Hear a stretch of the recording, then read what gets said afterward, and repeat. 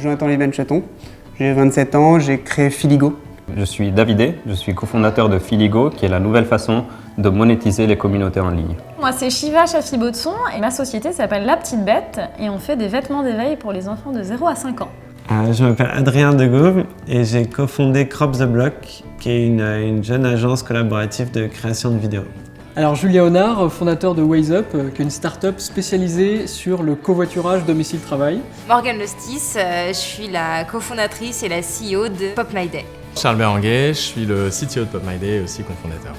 J'ai été coaché. On a été coaché Par François Prévost. Je suis business coach, tuteur à l'incubateur HEC et dans le programme SLP. Et aujourd'hui, j'accompagne un certain nombre de startups dans leur phase émergence, montée en puissance. C'est une passion de l'entrepreneuriat dès mes études. Et dans mes 10 ans de pratique dans des grands groupes, j'ai toujours été dans du management de projets d'innovation, dans de l'intrapreneuriat en fait.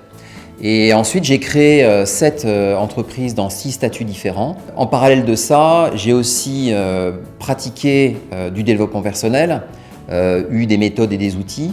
Et finalement, toute cette expérience vient se synthétiser au sein du business coaching. Ce qui m'a marqué, surtout chez François, c'est son optimisme, car il n'a jamais cessé de croire en nous et toujours de nous pousser à aller de l'avant malgré les difficultés dans tous les moments de la vie de l'entreprise. C'est un vrai entrepreneur, il sait ce que c'est et ça a une valeur énorme quand on démarre. Je trouve que c'est quelqu'un qui est extrêmement à l'écoute, c'est quelqu'un qui est très généreux dans tout, dans les conseils qu'il donne, les contacts qu'il donne. Il est extrêmement impliqué, c'est-à-dire que c'est lui qui va m'appeler quand il pense à quelque chose pour moi. Quand on se lance, on est un peu plongé dans l'opérationnel, on a notre idée assez précise de ce qu'on a envie de faire. Il permet vraiment d'élargir le champ et de voir des choses qu'on n'avait pas vues auparavant. C'est quelqu'un de très créatif. À chaque fois qu'on sort des séances de coaching avec lui, on a des milliers d'idées pour la suite. La pratique managériale nécessite un grand nombre d'outils et de techniques pour réussir à développer sa boîte. Le fait que le business coach ait lui-même changé de peau plusieurs fois permet de repérer aussi ces mutations chez l'entrepreneur.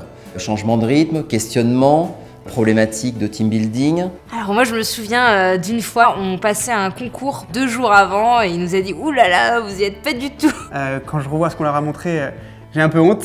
Mais en même temps, ça nous a permis de comprendre tout ce qui allait pas. Et après ça, voilà, on a pu vraiment présenter derrière à des investisseurs, à des angels.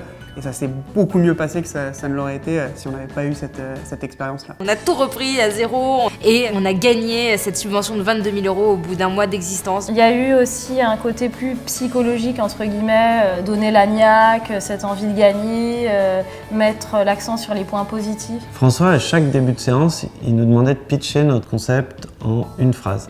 Et il nous force à reformuler, à mieux exprimer les choses et en très peu de temps à convaincre l'auditoire. Il faut imaginer les start-upers comme des sportifs de très haut niveau. Et dans leur pratique quotidienne, ils ont besoin de développer leur haute technicité sur l'offre, sur la technique entrepreneuriale et en même temps leur savoir-être pour être plus performants, manager. Ce dont je suis le plus fier à ce stade, c'est d'avoir réussi à fédérer l'équipe que nous avons aujourd'hui chez Filigo. On a levé aujourd'hui 750 000 € et ça c'est sans compter toutes les subventions et prêts. Si j'inclus tout ça, on est à peu près à 1,1 million d'euros levés jusqu'à aujourd'hui. Ma victoire la plus marquante, bien entendu, le prix du meilleur potentiel de l'incubateur HEC. Après, j'ai été finaliste du Grand Prix des créateurs du commerce Uni by Rodamco.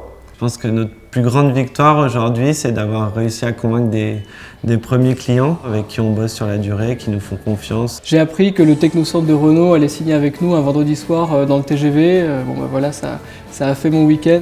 Notre victoire, je pense que c'est d'avoir choisi cette voie, de monter notre boîte et au final, on s'éclate tous les jours, quoi.